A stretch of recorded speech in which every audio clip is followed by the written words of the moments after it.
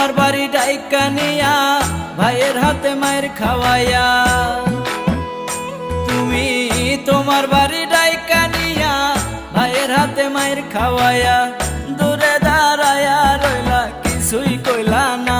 আমি কোনদিনও তোমার বাড়ি যাইমু না, আমি তোমার বাড়ির চৌমুখে আর যাইমু না।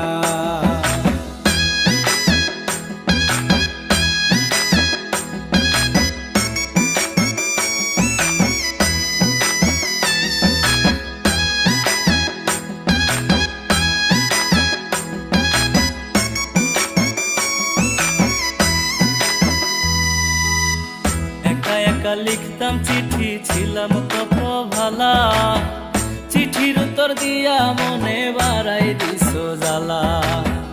একা একা লিখতাম